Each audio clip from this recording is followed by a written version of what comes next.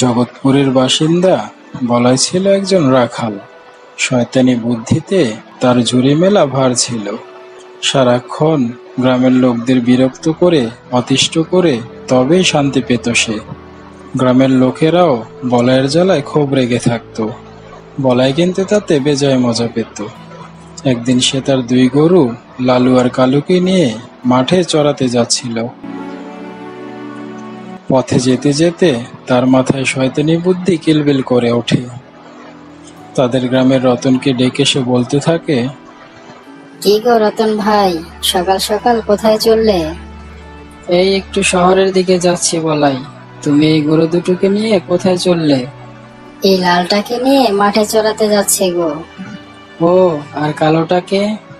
ওটাকেও মাঠে নিয়ে যাচ্ছি চড়াতে। ও, তা কোথা থেকে কিনলে এই গরু দুটোকে? কোনটা, লালটা না কালোটা? লালটা। হাট থেকে ভাই। আর কালোটা? ওটাও হাট থেকে। ও, তা কি খেতে দাও এদের? কোনটাকে ভাই, লালটাকে না কালোটাকে? লালটাকে। খড় ভুসি। আর কালোটাকে? ওটাকেও খড় ভুসি। এই ছোকরা, তুই একবারে উত্তর দিতে পারিস না? একই কথা দুবার করে বলছিস কেন? ওহো, না মানে লাল গরুটা তো আমার, তাই বলছি। আর কালো গরুটা? ওটাও তো আমার। ওরে বজ্জাত, সকাল সকাল আমার মাথায় তালগোল পাকিয়ে দিল। বজ্জাত ছোকরা, শয়তানের হাড়ি কোথাকার। সকাল সকাল কেমন মুরগি হলে গো রতন ভাই, কেমন লাগলো? কুকুরকু কুকুরকু। এরপর রতন মশাইয়ের আগে গজগজ করতে করতে শহরের দিকে হাঁটা শুরু করে। আর এদিকে বলাই বেজায় আনন্দ পেয়ে মনের খুশিতে মাঠের দিকে হাঁটতে থাকে। ও বাবা রে, হাসতে হাসতে যে পেট ব্যথা হয়ে গেল। সকাল সকাল কি মজাটাই না করলাম। রতন বেটা ভীষণ জব্দ হয়েছে। ও, কাউকে জব্দ করার যে মজাই আলাদা। এই বলে বলাই মাঠের দিকে হাঁটতে থাকে। আর পথে দেখে গ্রামের কিছু লোক আড্ডা দিচ্ছে। আর তারা বলা বলি করছে তাদের গ্রামে চোরের উপদ্রব বেড়ে গেছে। বলাই এই কথা শুনতে পায়। আর তার মাথায় আরেকটা শয়তানি বুদ্ধি এসে হাজির হয়।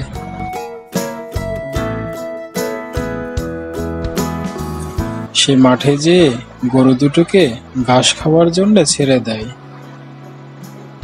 আর সে একটা গাছের নিচে যেয়ে বসে থাকে।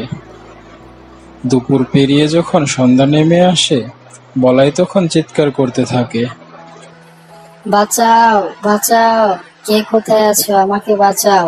চোর এসেছে গো, চোর এসে আমার গরু দুটোকে নিয়ে যাচ্ছে। কে কোথায় আছো, আমায় বাঁচাও। চোরে যে আমার লাল্লু আর কালুকে নিয়ে চলে যাচ্ছে।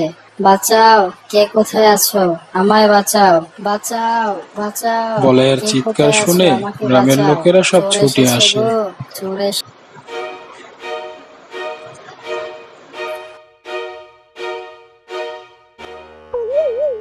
কি গো কাকারা, কেমন জব্দ হলে? আমি কিন্তু খুব মজা পেয়েছি। তোমরা ভেবেছো সত্যি সত্যি চোর এসেছে? আজকের দিনটাই খুব মজা হলো। সকালে রতন ভাইকে মুরগি করলাম, আর এখন তোমাদের।